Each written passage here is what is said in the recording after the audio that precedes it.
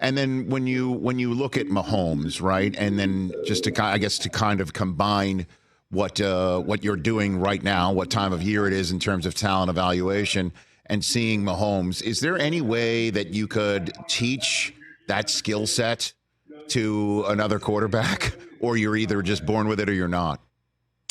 Well, there's a couple of things that Patrick had, because I was around Pat a lot in college. I'm kind of one of the few guys who actually went and saw Texas Tech play. In fact, Cliff Kingsbury was my brother's roommate at the combine and hit me up and he goes, "Hey, I got this thing. I don't know if he's a first-round pick baseball player or first-round pick football player." And so I'd met Pat when he was like a sophomore. And one of the things that I noticed about watching him play at Texas Tech is he has, I would argue, and I can't I don't have the data in front of me, but I'd argue he has more experience of anybody playing quarterback in the NFL right now at being in shootouts. Texas Tech would score 40-something points every week, and their defense would give up 40-something points every week. So what Patrick didn't have that, let's say in his draft class, Deshaun Watson had, which was play in huge, massive moment, these big-time games, right? Deshaun, when he was going through that draft process, he had played in back-to-back national championship games and the playoff game before that. Pat, I'd argue, never really played in a meaningful game. He never played somebody for the conference championship or took on a big opponent. But what he did have is a bunch of games where they're down 21 and got to come back. In fact, my brother was playing for the Cardinals. They were opening up week 1, New England at Arizona. And I went in there early to watch Patrick play at Arizona State. Kalen Ballage, the running back, had, I think, 7 or 8 touchdowns. Arizona State's running back. Pat scored 45 points and lost. And that was just week 1. And so he has so many reps at gotta have it, gotta score on this drive, can't turn it over. If your defense gives up a lot of points, and I lived this in college too, and you also turn the ball over too much, you're going to lose. You can't turn it over. So Pat has so much experience at these shootout, down 10, down 7. So right, wrong, indifferent, whoever taught, he has so many reps at that. And we just said Brock Purdy did it for the first time in the NFL. And so I think that changes the mentality of the team, the play caller, the defense, the leadership, all that, when you have somebody who's that many reps at that. And I think that has really, really played out nicely for him if you look at his playoff record. Well, I was also referring to the physical attributes. Can you teach that? You know what I'm saying?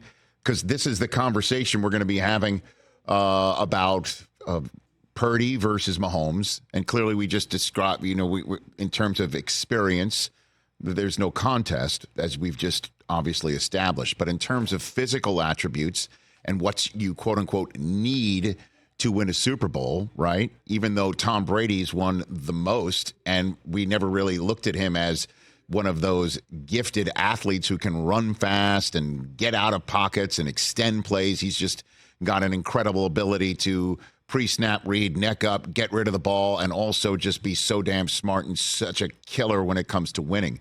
My long-winded way of setting up, is there a way to say, hey, can you teach me to be more like Mahomes physically? Is that possible? To be more like him, yes. To replicate that and play at that level, no. I'd be charging a lot more money if I was guaranteeing that on the front end of the deal structure. But what I will say, and I'll connect both of them. I think Brock Purdy, right now I got a draft group over here. They're on my simulator and they're watching tape of Purdy right now. Okay. And what I've got is, but the way I look at this is Purdy and Mahomes both do a fantastic job of 2 things, okay? Physically. One, they do a great job of creating time and space. Pat's been doing it longer. He's better at it. I think he's more athletic than Purdy, but they both do a great job at it, creating time and space. Now, part of that is the efficiency of how you move, not false stepping, not taking 3 steps to get going and change direction this way. That is learned. That is not a metric of how talented or God-given, your God-given ability. That is learned. That is something that I do spend a lot of time working with guys on. It's something that Joe Burrow has done a fantastic job of improving the last few years. And when I came on your show and said, don't be surprised when Jake Browning lights it up, it was because of that. He does a fantastic job of creating time and space. The second thing they both do, Mahomes has done longer and done a better job of, but they both do it, is when it is time to throw, they get back to a great, consistent pre-pass position. So I get questions a lot about Patrick mechanics. Can you fix the mechanics? Can he improve the mechanics? The reality is there are different ways to do those two things. Lamar Jackson creates time and space differently than Drew Brees did or Tony Romo did, where it was really subtle movements, right? Now, getting back to a pre-pass position, if you hit pause right before the ball leaves Brock's hands, you'll see him in a consistent spot. If you hit pause right before Pat leaves, he may not have his feet in the same place, but they're both connected to the ground. Flip this. If you look at Steph Curry's feet right before the majority of his jump shots, you will see a consistent pattern. So that is not something that everybody's good at. And that is not something that everybody builds awareness around. And it's for sure not something that every coach works with their players on. But there's two things. Pat has been doing it longer and is better at it.